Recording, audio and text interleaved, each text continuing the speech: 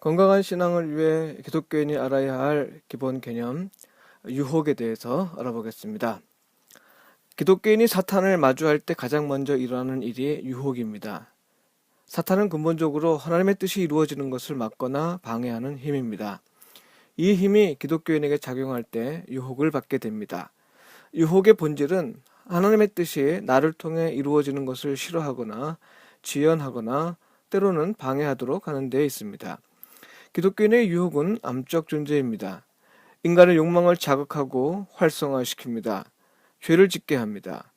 유혹을 받고 싶지 않고 또 피하고 싶어도 인간이 어쩔 수 없이 유혹을 받는 까닭이 있습니다.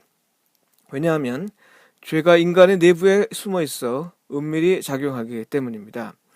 유혹은 인간이 살아있는 한 평생에 걸쳐 일어납니다. 일시적으로 모습을 드러내지 않을 수는 있어도 결코 없어지지는 않습니다. 기독교인의 영적인 생명을 위협합니다. 결국 하나님을 믿는 일과 그분과 동행하는 삶에서 벗어나게 합니다. 죄를 짓게 합니다. 유혹은 인간의 욕망을 겨냥합니다. 특히 감성과 지성과 의지에 작용합니다. 그 힘을 빼앗아 인간을 무력하게 만듭니다. 뱀의 유혹을 받은 하와에 보는 것과 먹는 것 그리고 지혜에 직접적인 영향을 가했습니다. 하나님이 따먹지 말라는 말씀에 천착하지 않고 자기 내부에서 일어나는 욕망의 작용에 자신을 내맡긴 결과였습니다. 하와가 선악과를 따먹는 행위는 이미 죄의 권세에 사로잡혀 있는 상태에서 행해진 것입니다. 따먹기 전에 이미 하나님 말씀을 지키는 힘이 무력화된 것이죠. 죄의 권세에 사로잡힌 욕망이 작용했기 때문입니다. 인간이 자기 자신에 온전히 몰입하게 되면 하나님의 말씀에 사로잡히지 않고 오히려 죄에 사로잡히게 됩니다. 욕망 때문입니다. 욕망을 자극하고 활성화시키는 유혹에 반응하면 우리의 감성력, 지성력, 의지력이 빼앗깁니다. 압도하는 힘에 눌리게 되고 사탄의 힘과 나의 의지가 더 이상 구분되지 않습니다. 나의 의지를 따르는 것처럼 보입니다. 그렇게 되면 죄를 지을 때까지 인간의 힘으로는 결코 빠져나오지 못합니다. 유혹에 빠지면 지정의가 어두워지고 무력해져서 더 이상 하나님을 두려워하지 않게 되고 결과적으로 죄를 짓는 일에서 자유롭게 됩니다. 아무런 죄책감도 느끼지 못합니다. 동생 아벨을 죽였을 때의 가인을 보십시오. 그는 분노했습니다. 감정뿐만 아니라 사리 분별도 제대로 하지 못했습니다. 그는 총체적으로 이미 정상이 아니었습니다. 결국 살인하는 죄를 지었습니다. 죄를 지었지만 이미 그의 마음은 심히 왜곡된 상태였습니다.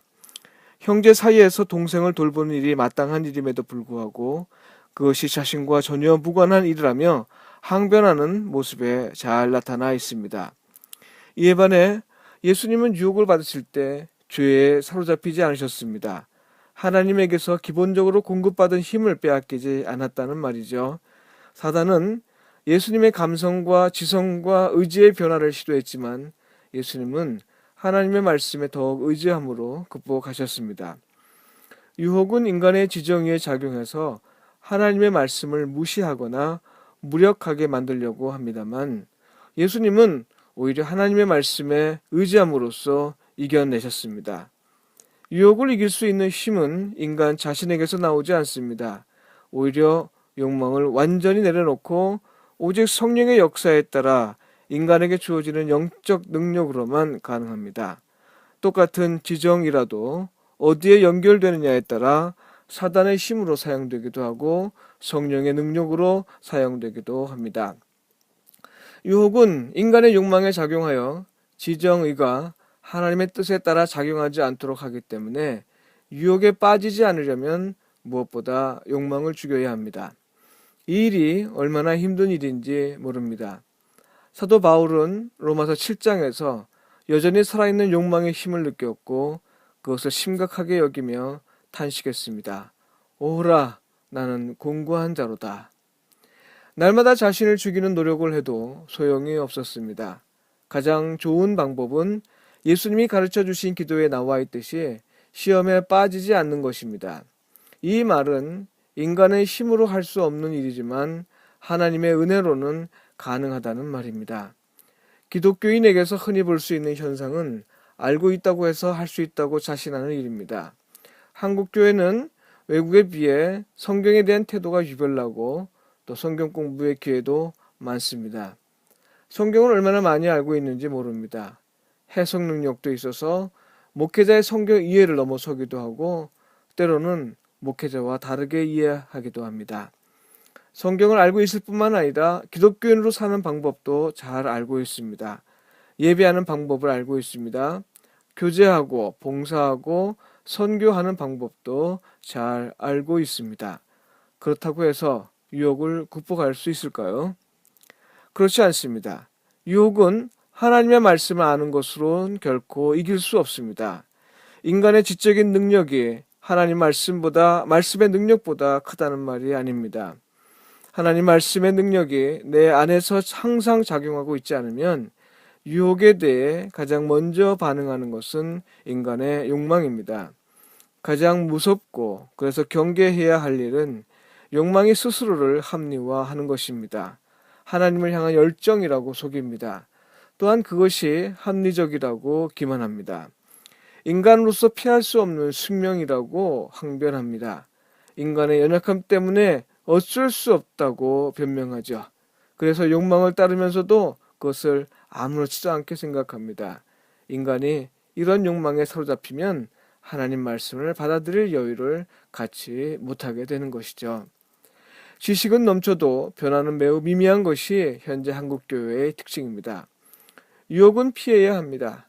그렇지 못한 형편이라면 이길 수 있는 방법을 찾아야 합니다. 이를 위해 가장 좋은 방법은 말씀이 삶의 현실로 나타나는 삶입니다. 삶의 변화가 있으면 그동안 알고 있는 지식도 그 내용에 있어서 변합니다. 변화를 지나치게 강조할 때 간혹 의식하는 경우들이 나타납니다만 여기서 말하는 변화란 하나님 앞에서 입증되는 변화입니다. 몽학 선생의 지도를 받는 신앙의 초기 단계에선 앞뒤 가르지 말고 무조건 그리해야 합니다. 의지적인 변화의 노력이 있어야 더 이상 욕망에 반응하지 않고 영적인 갈망에 반응합니다. 그래야 지정의의 작용에도 변화가 일어납니다. 먼저 인간의 욕망을 죽임으로써 변화를 받을 때 유혹에서 어느 정도 자유로울 수 있습니다. 공자는 70세가 되었을 때 비로소 모든 일에서 자유를 누릴 수 있었다고 말했습니다. 마음이 가는 대로 살아도 하늘의 뜻에서 어긋나지 않았다는 말이 그것이죠. 공자의 말을 진실로 받아들인다 해도 그것은 특별한 경우입니다. 타락한 인간은 죽을 때까지 성화의 과정을 거치기 때문입니다. 그러니 사도 바울이라도 로마서 7장에서 자기 안에 있는 욕망 때문에 그렇게 애통하며 탄식한 것입니다.